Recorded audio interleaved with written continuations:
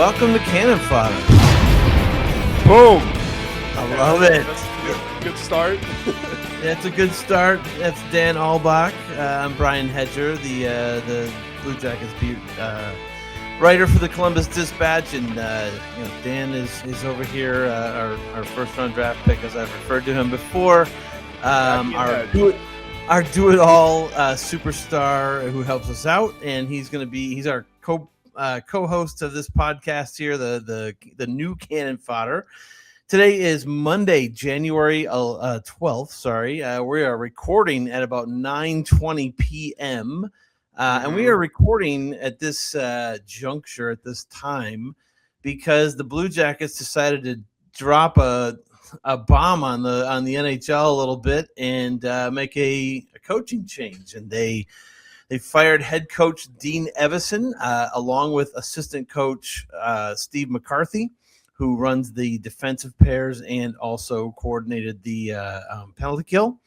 And they replaced Evason with a longtime NHL coach, a guy who's been in a number of NHL markets as a head coach, Rick Bowness, 70 years old, but he is, I guess, fired up to, get back into the coaching game and see what he can do with these Blue Jackets. So kind of I don't want to say it was a shocking move. It was to a lot of people because I think that, Evason's only in his second season. He was like a year and a half here. But I got to say, I think if they had lost, they won their last game. They won Sunday in Utah, and it ended a 4-game losing streak, winless streak, whatever. And if they had lost in Utah and it goes to 5, that would have been their second 5-game winless streak of the season. I would have almost expected this, I think, had they lost that game and they come back home. But, they win that one and you think, well, maybe they'll give it another shot here and see what happens. But sure enough, they pull the plug. Something happens, and Rick Bowness is now the new head coach of the Columbus Blue Jackets. And Dan, why don't you take it from here? Where were you when all this happened, and how surprised were you? Funny, this always happens at the end of a trending shift where it's like it's 4:30, 30 minutes, just gotta pack it in, just wrap up whatever I'm working on. I'm usually working 9 to 5, and I got the email, the PR email, and I was like, man, did not expect that. Bleep. Yeah, well, we had talked over the weekend on Saturday, that game, and that was pretty rough. Everything had kind of gone wrong in that game. Again, bad defense, just not. There's a lack of effort in the third. That was Vegas, right? That was Vegas. Yeah, Vegas. And you're just like, man, this is a bad road trip. They get the win Sunday. It's a lot going on. NFL playoffs are a big distraction, and the whole media is kind of just all focused towards the NFL. And this was the least suspecting. I did not expect that. I mean, Monday, just to start the week, boom. As far as my initial reactions, I immediately look at Bones's coaching record, kind of left on a high note. I think that's the one thing I'll take away from his head coaching record. He is the one of 3. This is a crazy stat. He's one of 3 coaches in the NHL to have coached in 5 different decades. At least some point, it does not just head coach, but associate, assistant, because I think he coached in the 70s as well. So 70s, 80s, 90s. Yeah. Crazy. He certainly doesn't lack experience. And look, if he's coming out of retirement to coach this team, which is in a low point in the season, has been for a while, like this for a while, that says something to me. That says there is some intrigue about this job beyond the paycheck. That's just me thinking. But my other reaction is good. A change is something that needed to happen. Evason clearly wasn't working out here. I think I read what you wrote, and he steered the ship beautifully season 1. I mean, no one should have to deal with that. No one should have to be the point person to kind of go to when a team deals with an unfathomable tragedy. But he did that, and I give him so much credit. But things They weren't did a working out. fantastic job. Yeah, they did. Yeah, a great absolutely. Absolutely. And before, any criticism of his, this season, it's a different season. It's a different team. It's a team trying to kind of lift off.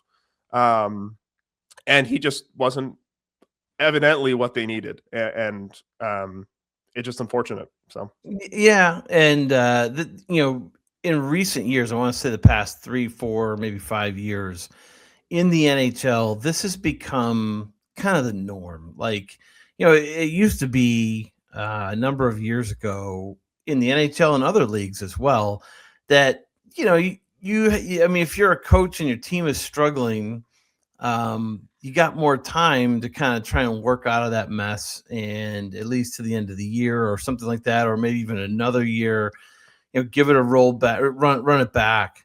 But in the NHL, modern day, it's all about results, and it's all about what have you done for me lately.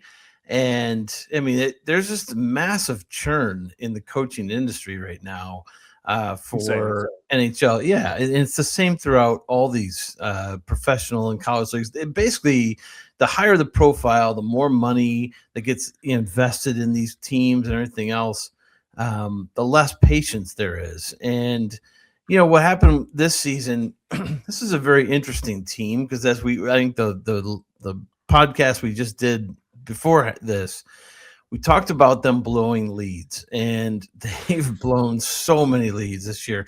So crazy. It's like this two-sided coin, right? Like you have to be good to a certain extent to just get the lead, which they do quite regularly. But then you also have to be good enough to make it stand up and figure out how to win games. And then you got to be able to put your finger on a reason, like why are these games getting away?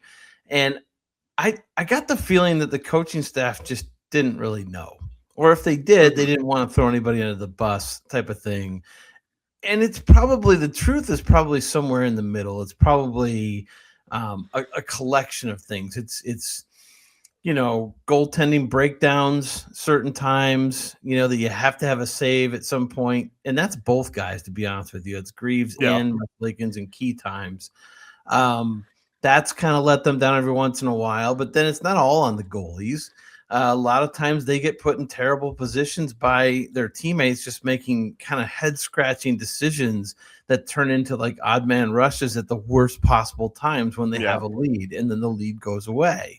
And then other times it's just bad luck, so the bad bounce or whatever. It's a collection of things, but I guess collectively, from the larger aspect, when they keep happening over and over and over and over again, it just gets into your psyche, and you start thinking, oh, here we go again.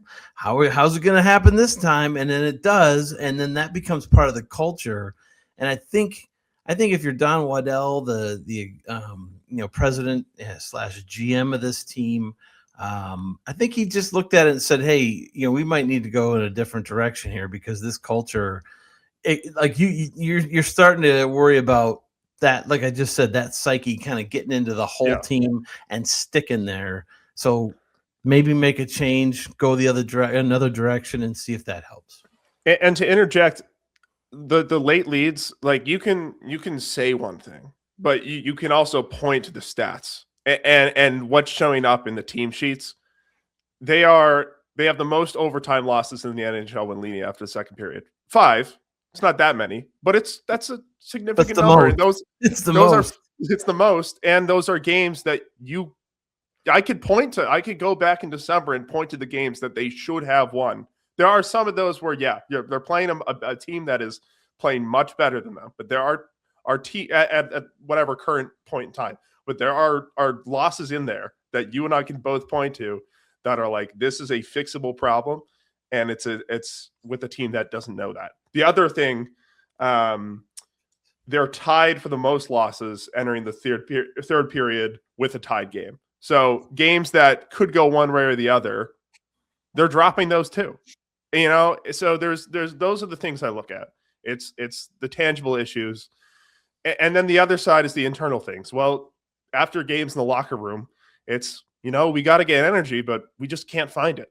Or like that was kind of the conversation. It's like, well, if everyone's looking, then there's clearly a problem with the whole building, and it's just not being addressed. And I think this is, one of those moves that hopefully could address it. Maybe it's like, it's like a surgery. It's like, it's not guaranteed to fix all your problems, but it's at least A plus B equals C. So, yeah. And, I just also this morning, Monday morning, I published a Q&A with Don Waddell, the Blue Jackets president GM. And while we didn't get into the coaching thing at that point in our talk, one of the things I did ask him that I think kind of plays into this potentially as well. Mm-hmm. I asked him about Zach Werenski. Zach Werenski is having another just outstanding season for the Blue Jackets as the star defenseman, easily one of the best defensemen in this league, top 2 or 3. He's going to be a free agent in 2 years. He's got 2 years left on his deal. They need to keep Zach Werenski here. And if they can't, just for a number of reasons. The first of all is I can't imagine why. Why would they want to keep him? Well, the thing is, he's such a good player, but also if you lose him, it feeds right back into that narrative of like good players just don't want to play there because you can't win. You can't win in Columbus type of thing. Like they have to avoid this at all costs. So one of the things I asked Don was, and you have to remember, Werenski could have left as a free agent when right before he signed his last this deal that he's on right now. But Seth Jones had asked out of here, and he sensed an opportunity to be like, hey, I could be the guy here. Now that Seth has decided to go elsewhere, I can step up and be that role. And he really welcomed it, and he has run with it when he's been healthy, and that's been the last 2-3 years he's been healthy. Knock on wood for his sake. But you got to keep him. And one thing I asked Don was, how much concern is there for you knowing how things are going this season, and like how quickly do you need to turn this thing around before you start really worrying that Zach might need to go somewhere else because he wants to win. I mean, he's not getting any younger. He's not old. He deserves to win. He deserves to win too. And he's not. The thing is, he's not old by any means, and he's in great shape. He'll be fine, but he's also not getting any younger. And players start to realize this after a while. Like, I'm not 18 anymore. I'm not 20. I'm not 22. I don't have the rest of my life to play hockey, that type of thing. I want to win the big prize, the Stanley Cup. And if he feels like he can't do that here, he's going to have to go somewhere else. I mean, that's just reality. And Don Waddell actually said that for the most part, basically said, if we get 2 years down the road and it's like this, then you can't blame him if he wants to leave.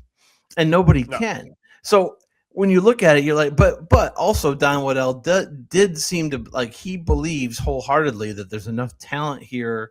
There's enough here that they can make a quick turnaround, that they can really, become a competitive team, that Zach Werenski would want to stay here and lead.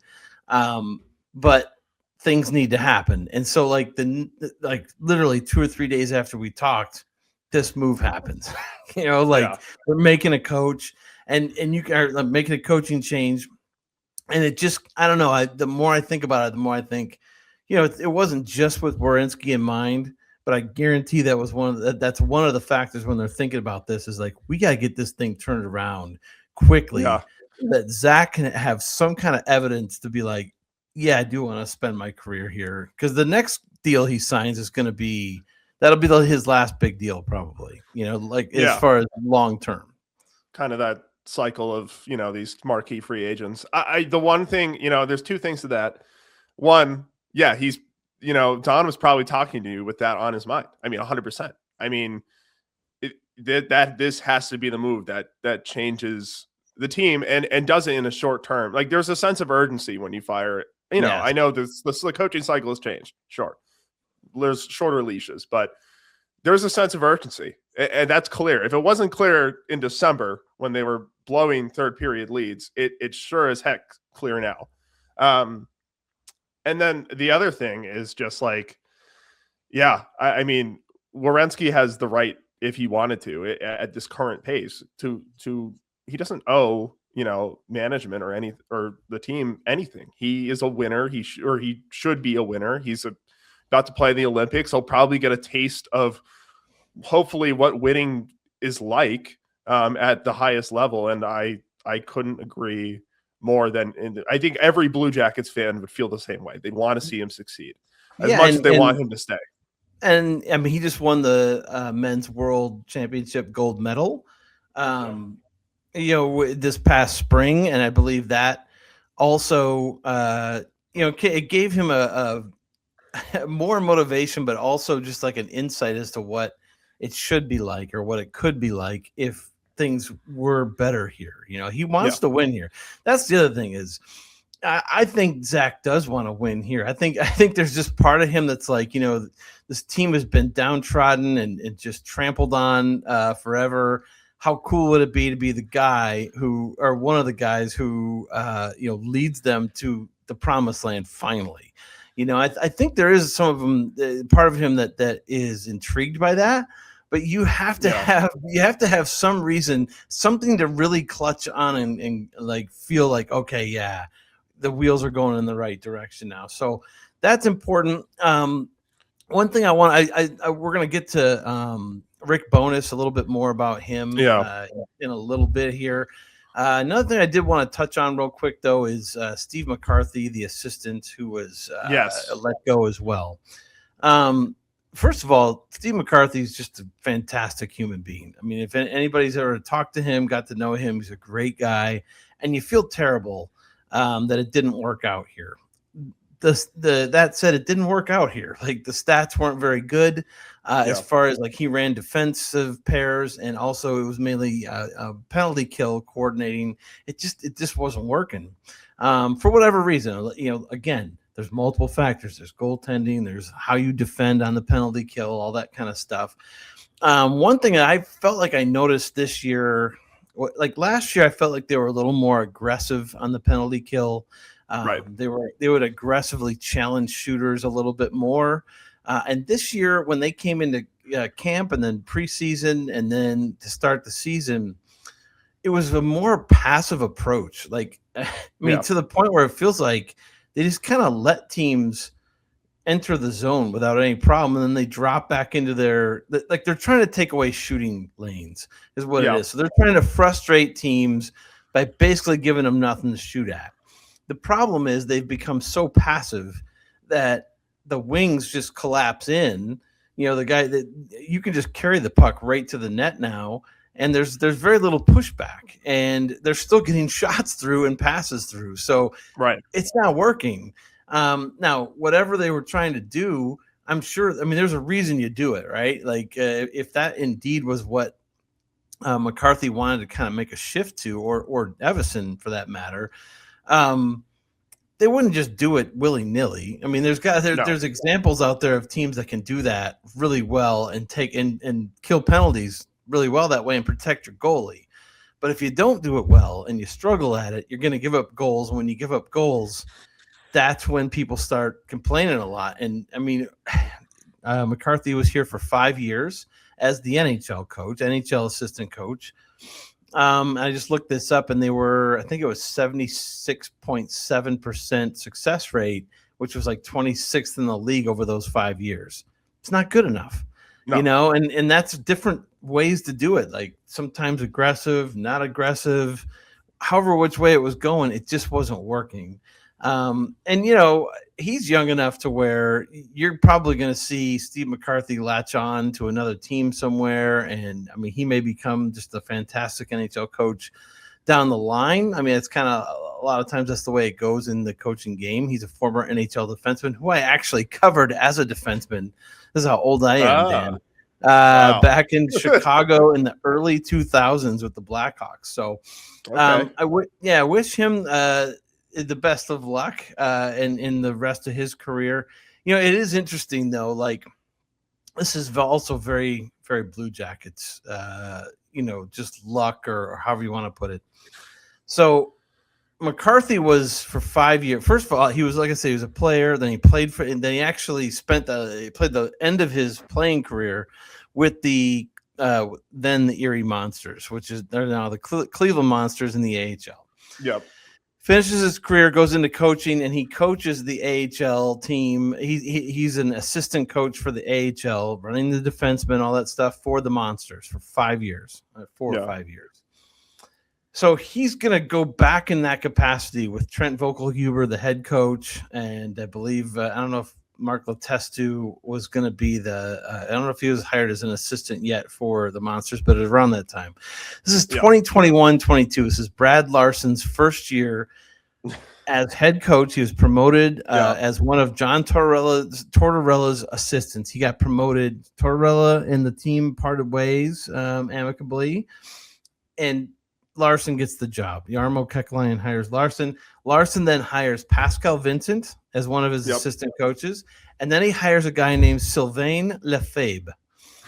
Sylvain Lefebvre was supposed to run defense. Like he was supposed to be the defensive guy and the PK guy and all that stuff. And we get to about a week or two into, or I think maybe training camp was just starting. It was right around there. It was one of those hustled ones. It was the end of COVID.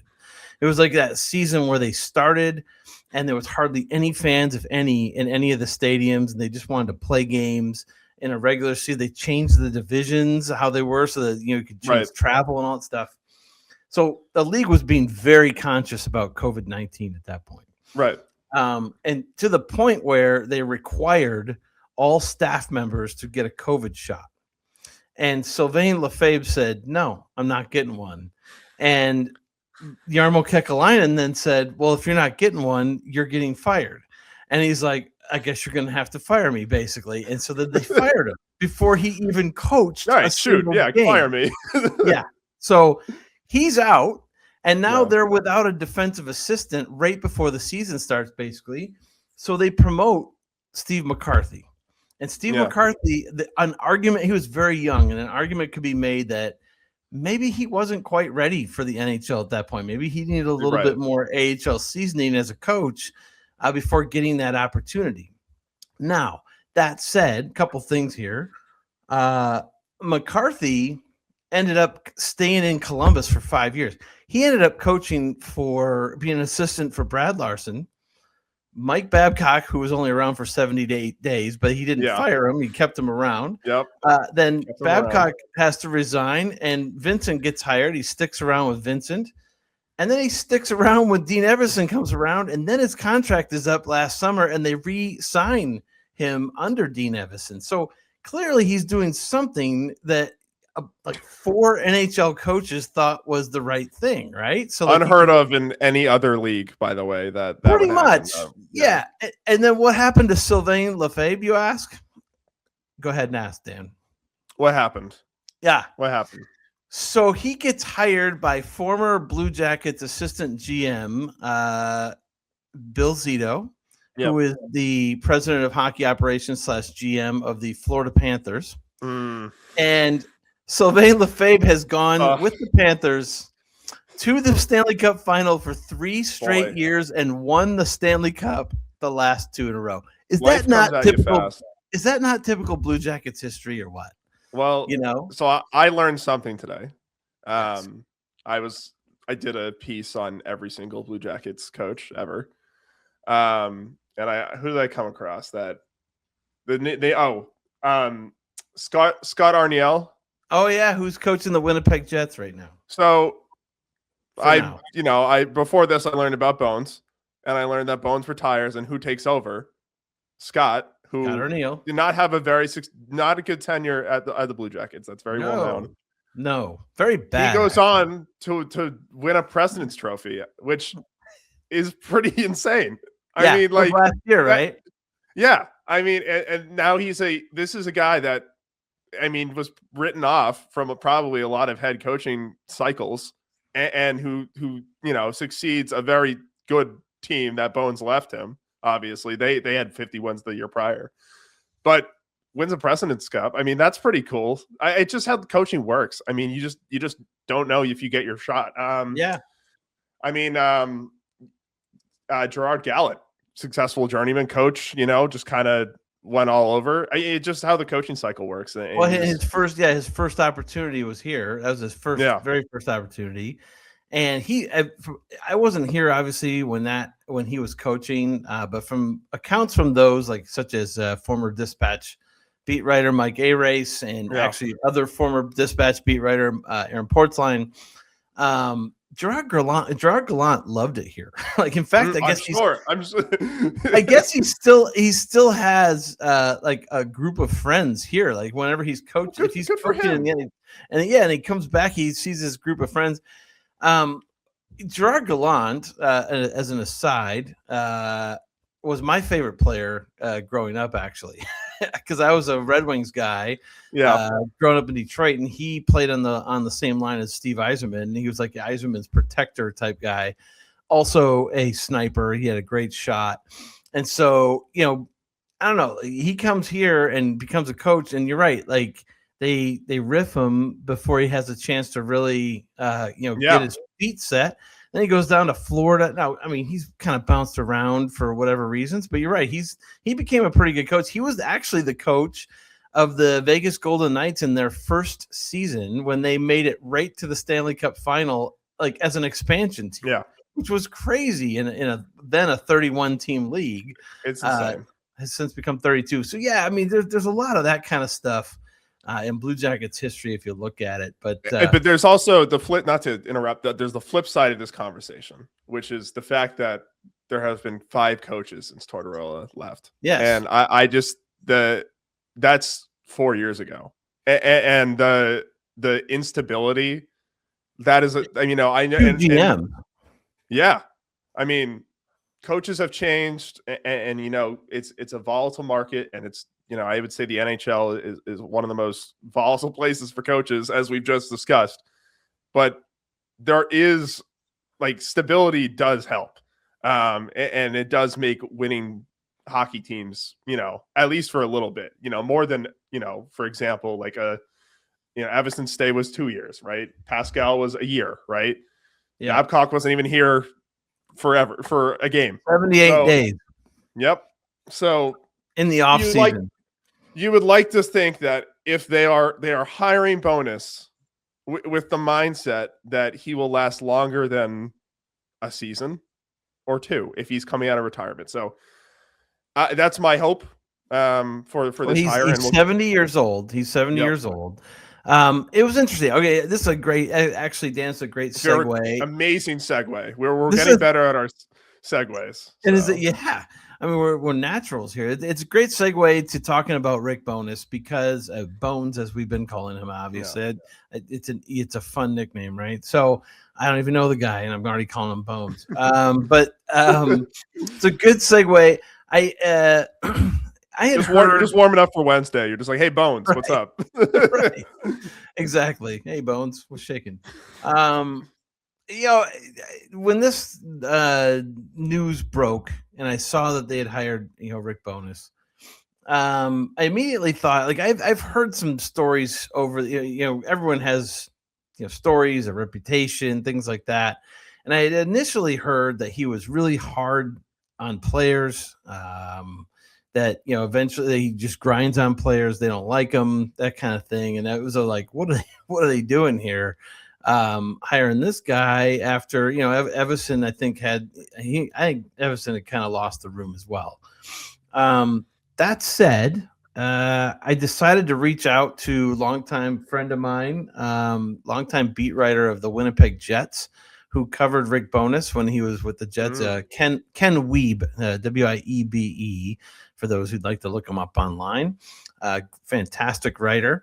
And he got right back to me and had a lot of glowing things to say about Rick Bowness, and said that, good. Even though he said that he is hard on players, however, he demands structure, and he's a really good culture guy, is what I was told. In fact, I'm gonna pull up. I'll pull up what Ken kind of just. I'll summarize what he was telling me. And basically just said that it was, let's see, I'm going back here. So Rick is very direct and is usually quite thoughtful. Incredible passion for the game. He loves teaching on the ice and demands accountability. He's beloved around the league. He's very good at culture creation or fixing culture when that is required. Here's the part that stuck out with me that I think that the Jackets could really benefit from. Loves playing an aggressive style in all three zones. It's defense first, but you can create an abundance of offense if played properly. So Jackets fans are going to hear defense first, and they're going to go, "Oh my God, why did we hire this guy?" When I heard that, I winced a little, but of course, because you're a young whippersnapper who wants to play offense all the time. But there's also statistical. You could point to the stats and say, "Well, do they need less offense?" But anyway, who needs stats, Dan? Who needs stats? True. Just feel vibes and culture.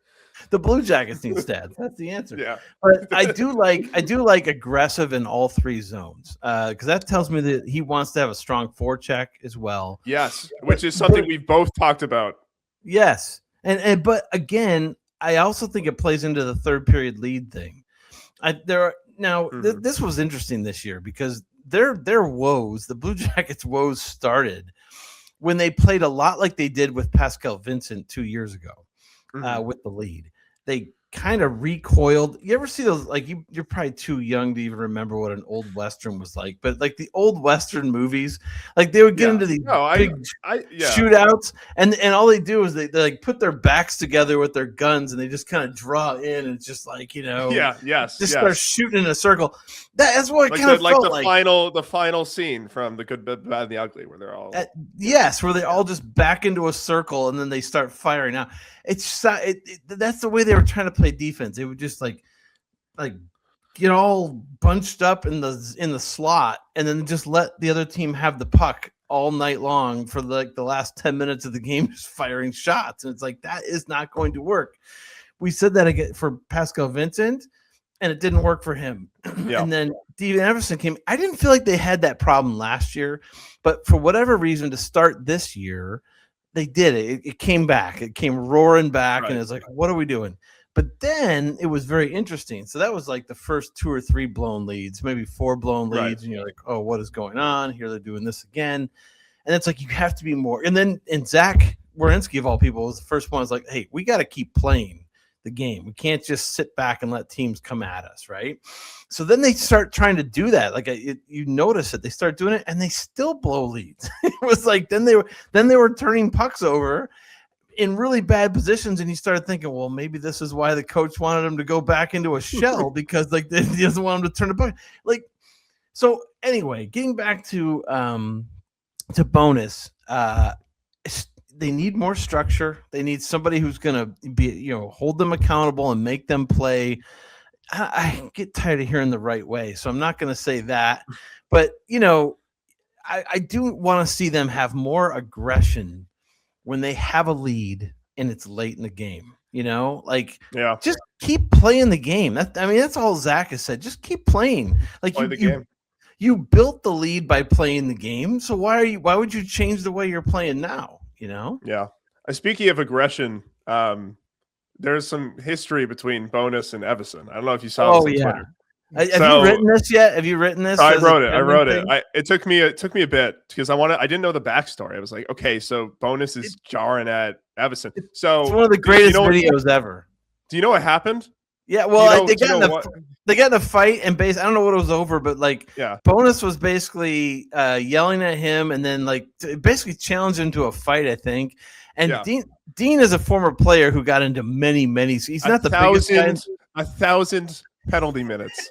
I mean, he ain't the biggest guy in the world, but trust me, that guy is I wouldn't have wanted to go up against him. He's psychopathic if he gets mad, and. The video is the funniest thing ever because he basically just motions over to Bowness like, oh yeah, come on over, buddy. Just goes, come on. Come in. Come on. Come into my ring. I invite you into the fight ring, you know? So most of I spent a lot of time on this because I wanted to get it right. I wanted to know what happened. And I found one Reddit post of Bowness on a TSN broadcast talking about it because they asked him when he was doing his color commentary thing. Yes. Or studio hosting. So it's amazing you found this, by the way. It's awesome. I'm going to plug my article. So the Jets, they have one game, this game, to clinch the playoffs. So they have, they could clinch. I think it was April, so they had more time. But if they win this, they make the playoffs. It's 3-1. Jets are winning. Third period, last minute, 25 seconds in. Dean puts in Ryan Reeves. He sends Ryan Reeves out on the ice, who of course he does. Immediately goes after Adam Lowry. Immediately, they immediately get into key player for the Jets. Yes, their captain, I think currently, their best player, or arguably, they're their captain. And that is such a Ryan Reeves thing to do too. Yeah. So Dean sends him out there. Apparently, this is according to Bowness. This is Bowness's accounting that he says it's very upsetting that our key guy is getting in a fight with seconds left, and we need him for the playoffs. Which, that's a fair assessment. So now Bowness didn't confirm that he had challenged him to fight. This is what a lot of Twitter accounts were saying, but he was pissed. He was mad. He was ticked off. That is a perfectly fair. I think my favorite part about this, which I'll miss, is Dean's reaction was hilarious. Just the stone cold, come over here. Come on over into my ring and let's see how we work this out. Yeah, and then I forget who asked him, but someone asked him if he won the exchange. Bowness. Someone asked Bowness if he won the exchange. He said, "I hope so." So it's a great. What's funny about this, Dan, is that this is now, at least to my recollection, the third Blue Jackets coach who, in a previous stop, has had one of these incidents, and the other one was John Tortorella, which is the most infamous one. I think we all know that video of him trying to charge down the Vancouver Canard. Not the Vancouver, the Calgary Flames at that point. And he was coaching Vancouver, but that's the third in a row, or not in a row, but that's the third one that's really been so hot.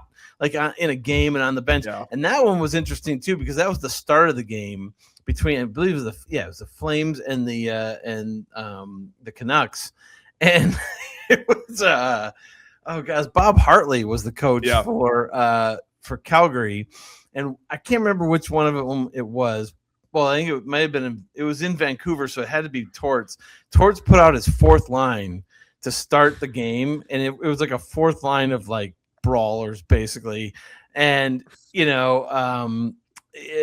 Calgary's like, well, wait a minute, like I have to play my fourth line. It was one of those two things. I can't remember exactly how it went. You have to Google it and YouTube it, but basically they both put their fourth lines out and it becomes a line brawl right away. And that was an infamous one before Torts had become the Blue Jackets coach. He was only in Vancouver for like one season, I believe. But then they hired Dean Evason. And I remember when they hired Evason, Aaron Portzline of The Athletic and I we spent a good 10 to 15 minutes just looking at that video over and over again and laughing our hind ends off, because, just because Dean, doing the little. It's such a great video. It's so great. And now, of course they hire the other guy now, right? Of course they do. Of course, so funny. But this is a guy that's been around the game for a while. 38 years professionally coaching in some capacity. I like I mentioned the decade stat. Again, impressive last stop. Actually did coach the Bruins 1 year. Beginning of his career. He's done a lot. He was the Senators coach during their expansion. I think he was the first Senators coach. So first Senators coach, 4 years during, and that's a tough in that era of the NHL. That is a tough burden. He didn't do a lot of winning in his first few stops. He really didn't. Did not at all. Yeah, that's what I mean by a guy like McCarthy or some of these other ones who, when they're young and they don't have success, like it's foolish to write those kind of guys off because they're young and they're learning and they're going to try and make their way. Yeah. So yeah, starts first. So his first gig was with the original Jets. Okay. And yes, only 28 games, 8-17, and 3 ties. So move on. Gets to Boston. Actually coaches them into the playoffs. But Boston doesn't want him. Moves on. Then goes to Ottawa.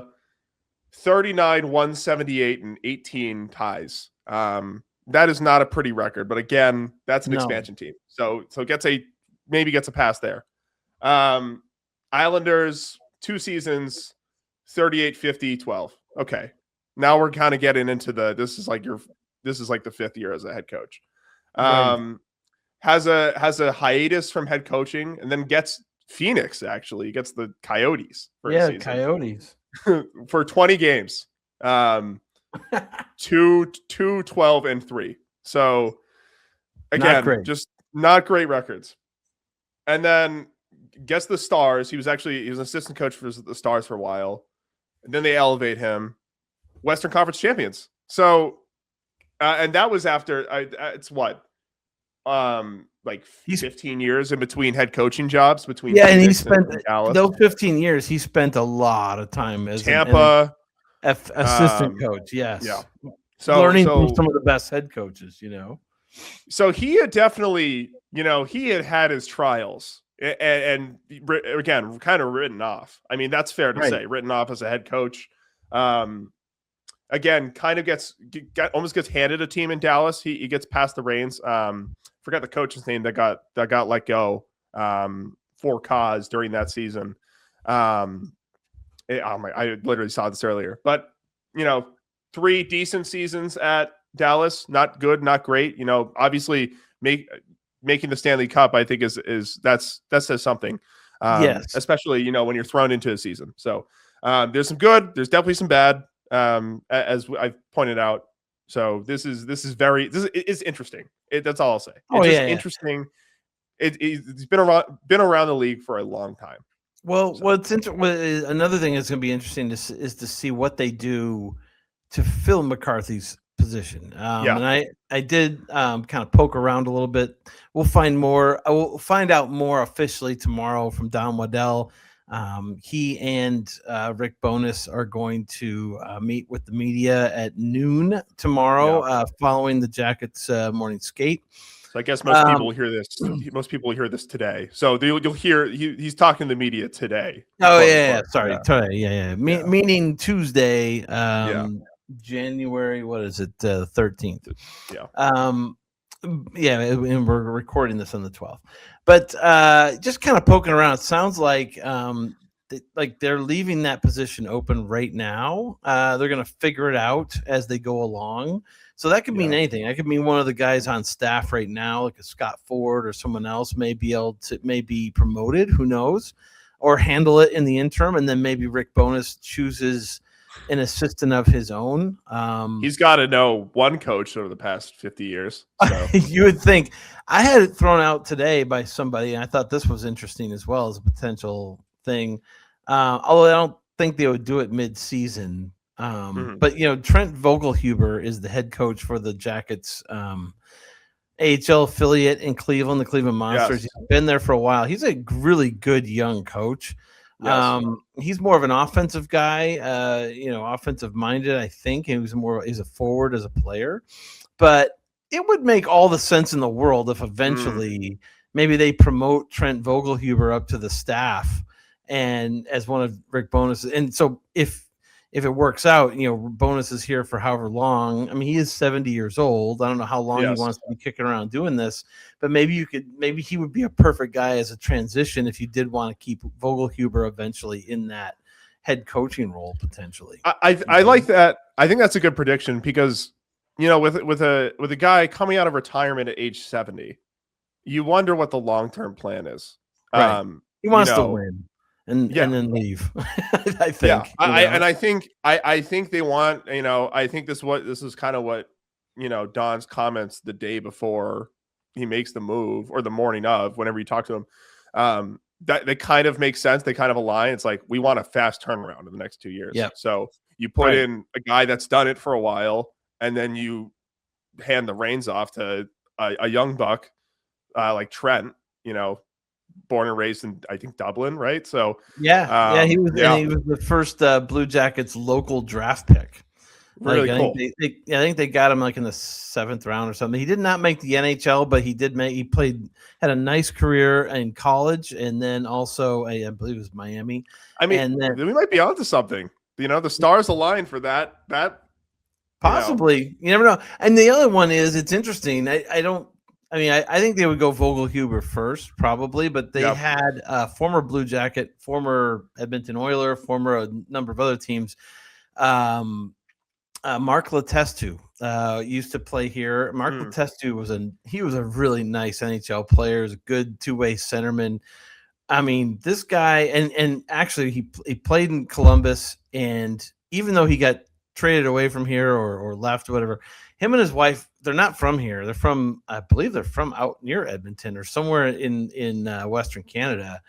And him and his wife decided to make their home here anyway, because they really liked it here, and costs were lower and all that kind of stuff. So he became like a local guy even at the end of his playing career, even though he wasn't playing for the Blue Jackets. And then he did get traded back eventually. Ended his career playing for the Jets, I think.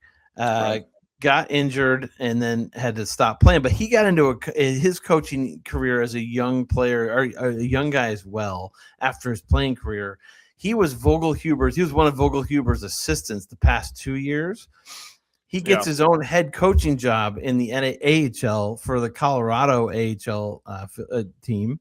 And I just saw the other day, he's going to be one of the AHL all-star coaches. Oh, wow. And actually Pascal Vincent, who we've mentioned a couple times on here, former Blue Jackets coach, he went to Laval back to the AHL. And Laval was really good last year. They're good again this year. He's another one of the AHL all-star coaches. So he got the AHL all-star game has got some Blue Jackets coaching connections with Pascal Vincent and Mark Letestu. So, I think Letestu is going to be a head coach in the NHL sooner than later. I think he's going to be a really good one.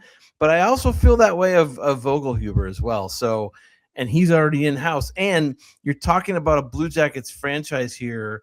It's hard to say they let Jared Bednar get away. He's the coach of the Colorado Avalanche, because he was ready to be a head coach, and they had John Tortorella here. They weren't gonna. You can't. No, and he was doing really well. So it's not like they were going to fire Torts and bring up Jared Bednar. It wasn't going to happen. However, he had to go elsewhere, right? Yeah. And you continually look over there, and it can be apples and oranges a little bit, because they got Nathan McKinnon and just all these great players. But he's a great coach, and he was here. And so, if at all possible, I think you want to, if you're developing those really good young coaches like a Vogelhuber, you might want to try and keep them around and give them some incentive and motivation. Yeah. Well, it's going to be interesting. I think just kind of focusing back on the short term, two games coming up, winnable games. I would call them. I think Canucks and Flames. Flames Tuesday, Canucks on Thursday. Yep. Yeah. So 2 winnable games. Canucks have the second to worst goal differential in the league. Canucks fighting, I think they have a minus 19 goal differential. Those are 2 games where, what are you expecting with a new head coach? It's kind of tough to say, because can't much in the short term, but I'm assuming exactly they're going to meet their new coach tomorrow at the morning skate, right? Wild. How much system stuff can you install and change and put in one morning, with the injuries as well, right? Probably not a whole lot. Yeah, exactly. We're going to find out about Denton Matejchuk. I'm assuming tomorrow. He left the last game injured, and I don't know, it didn't look good to me, but you never know with these hockey injuries. It is interesting. It's an interesting time, because this guy, Bowness, is going to come in, and he's trying to get a quick turnaround. They're trying to get one of those, coaching change bumps and that kind of thing. There's less than 40 games remaining Yeah. in the season, right? And they are 7 points out of a playoff spot, I think, right now, but they still have to jump over 8 teams. I think they have to like surpass 8 teams. I mean, yeah, exactly. Like it just feels like something that it's going to take a miraculous run. I'm not going to say it's impossible, but like it would take an absolutely miraculous run to get to the playoffs now. So I think it's just kind of putting a foot in the ice and pushing the other direction for the rest of the season, trying to get things turned around and then re-rack it and try and go again next year, assuming that would be under Rick Bowness from the start next year. I think the other thing for me is I think there are multiple steps you have to think about before playoffs is even a consideration for this team. I mean, that's just reality. I know the players aren't probably thinking like that. If I'm a player, I look at those, I say, hey, only 7 points out, 40 whatever games, some odd games left, 37 maybe. Yeah, 37, something like that. We can do something here. I think. Yeah. So you do the math. I don't want to do math. We've been working on Dean's stories the past, however long. So no mental math for me. I'm eating dinner after this. But anyway, there are multiple steps they have to check off. There are multiple boxes they have to check off. Can you get better in the third period? Right now, the goal differential is 8 worse than the next team in the third, which is abysmal. So can you at least level it off? I'm not saying can you get 8 goals and 8-0, go on an 8-0 run in the third. I'm saying, can you level it off? Can you erase the deficit by preventing, just looking a little more energetic in the third? And then the other little things, penalty kill, can you get a little bit better there? Even power play, can you figure out your power play issues? We've certainly seen it. So I think there are so many little steps that you and I will be checking on before even considering this team making any sort of jump at possible, even going into the next season. So it's going to be interesting. I'm excited, at least to see something new. That's kind of my mentality is can we see something new out of this group that has appeared stagnant in the last month? I expect to walk into the locker room tomorrow and see a yellow and blue sign taped up on the wall that says believe. Yeah. Boom. And then they have to be a goldfish, right? Goldfish. Yeah, got to be a goldfish. Richmond, right here. You got to be a goldfish, Blue Jackets. What's happened has happened. You can't dwell on it and just focus on the future. You got a new coach. Let's see what happens. Yeah. So I like the Jason Sudeikis will show up maybe. That's right. Maybe they did hire Jason Sudeikis, so that'd be great. That'd be fantastic. They were just okey doke. It was like the old okey doke, Maybe he's gonna be the new assistant coach. Yeah. I know. Yeah, who knows?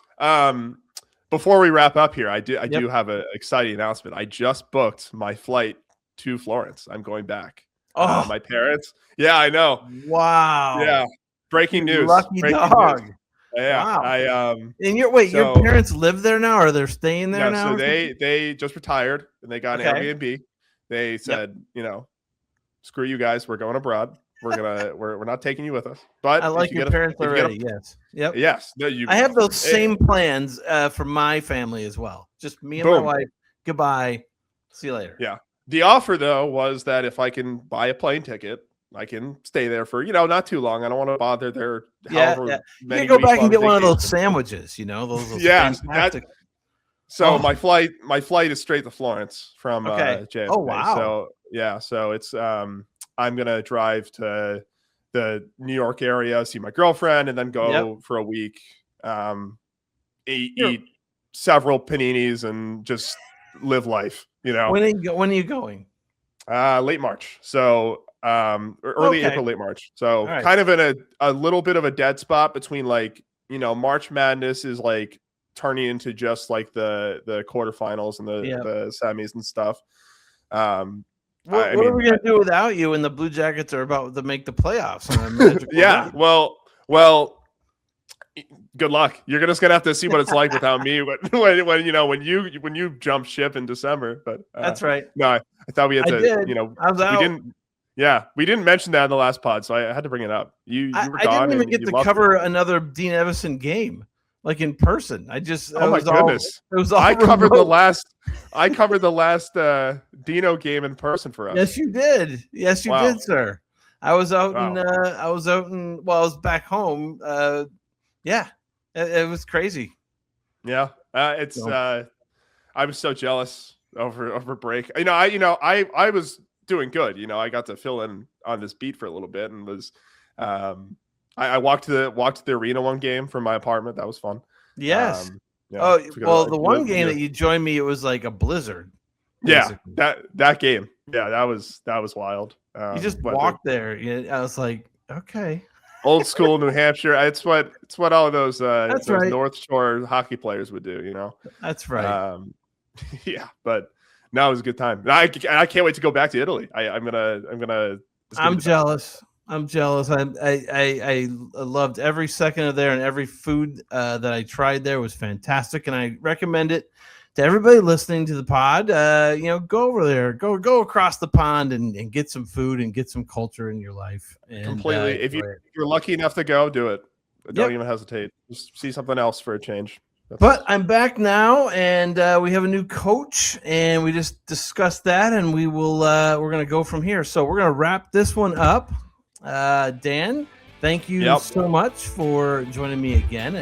Like I said, going forward, it's going to be Dan and I on the Cannon Fodder. And for now, that's Dan Aulbach, and this is Brian Hedger, and this was Cannon Fodder. Peace out, guys. Boom. Boom.